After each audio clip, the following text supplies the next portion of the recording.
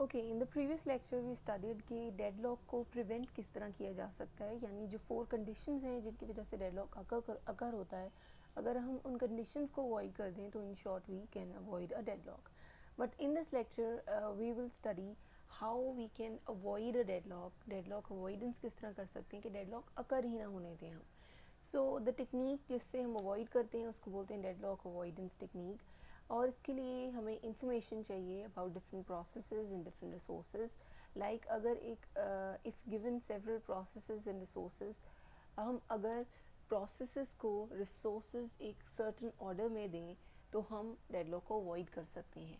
That's the case जिस तरह हम डेडलॉक को अवॉइड करते हैं. Firstly safe state. Safe state क्या है? एक ऐसी स्टेट जिसमें रिसोर्सेज जो हैं वो हम इस सीक्वेंस में रिसोर्सेज प्रोसेसेस को दें कि हमारे पास डेडलॉक अकर ना हो. तो उस स्टेट को क्या बोलते हैं? Safe state. क्योंकि वहाँ पर मैक्सिमम रिसोर्सेज भी एलोकेट हो रहे हैं प्रोसेसेस को, और डेडलॉक की स्टेट भी अकर नहीं हो रही, यानी डेडलॉक अकर होने के चांसेस कम से कम है. तो उस स्टेट को हम बोलते हैं सेफ स्टेट.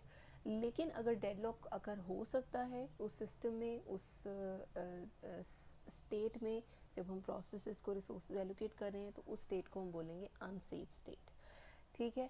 अब यहाँ पर the idea of avoiding a deadlock simply ये है कि सिस्टम जो है वो अनसेफ स्टेट में एंटर ना हो, यानी मैक्सिमम हमने यही कोशिश करनी है कि सिस्टम सेफ स्टेट में ही रहे, यानी डेडलॉक अकर ना हो.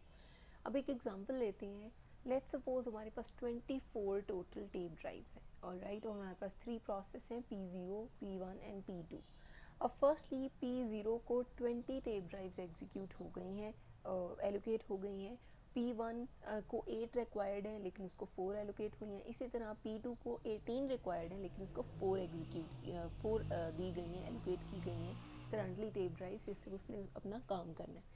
अब ये तीनों प्रोसेस हैं और तीनों को एक ही रिसोर्स चाहिए.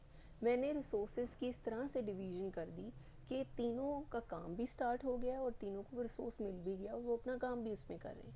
तो अब ये जो स्टेट आई है जिसमें मैंने P0 को 10 दिए हैं टेप ड्राइव्स, P1 को 4 एंड P2 को 4, ये एक सेफ स्टेट है. यानी इसको इस ऑर्डर को फॉलो करते हुए मेरे पास डेडलॉक अकर होने का कोई सीन नहीं है. डेडलॉक नहीं अकर हो सकता. इसलिए मैं कहती हूँ अभी ये जो सिस्टम है it is in a safe state.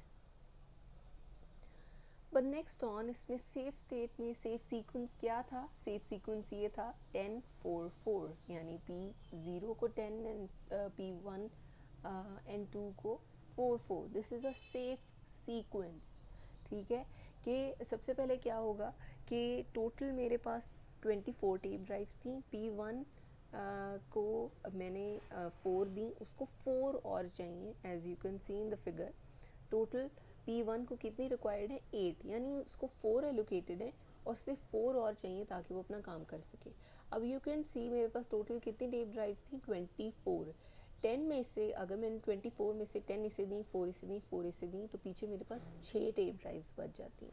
अब सबसे कम किसे रिक्वायर्ड है अपना काम पूरा कंप्लीट करने के लिए? वो है प्रोसेस 1. उसको 4 रिक्वायर्ड थी. मैं अगर ये 4 देने के बाद मज़ीद उसको, जो मेरे पास 6 थी उनमें से 4 भी इसको दे देती हूँ, तो पूरी 8 टेप ड्राइव्स एलोकेट होगी P1 को. P1 वो 8 की 8 लेगा, अपनी एग्जीक्यूशन कंप्लीट करेगा और देन वो अपनी 8 की 8 रिसोर्स टेप ड्राइव्स जो हैं वो रिलीज़ कर देगा. अब अगर पीछे देखें, मेरे पास 24 में से इसे मज़ीद 4 देने के बाद 2 बची थी, लेकिन P1 ने अपनी एग्जीक्यूशन कंप्लीट की और 8 की 8 टेप ड्राइव्स रिलीज़ कर दी. अब मेरे पास total number of free tape drives कितनी हो गई? 10. अब क्या होगा? अब इसी सीक्वेंस में अब 10 आ गई हैं मेरे पास टेप ड्राइव्स. अब आप देखें P0 को 10 मिल गई हैं और 10 ही मज़ीद उसे चाहिए अपनी एग्जीक्यूशन कंप्लीट करने के लिए. तो अब जो मेरे पास फ्री टेप ड्राइव्स थी उनमें किसको एलोकेट कर दूंगी? P0 को. अब P0 वो 10 की 10 लेगा, यानी टोटल 20 हो गई उसकी. अब वो 20 लेगा और अपना काम कंप्लीट कर लेगा और कंप्लीट करने के बाद सारे टेप ड्राइव्स को रिलीज़ कर देगा. अब जब उसने लेके वो रिलीज़ कर दिया तो अब मेरे पास कितनी अवेलेबल टेप ड्राइव्स हो गई हैं? 20. ठीक है.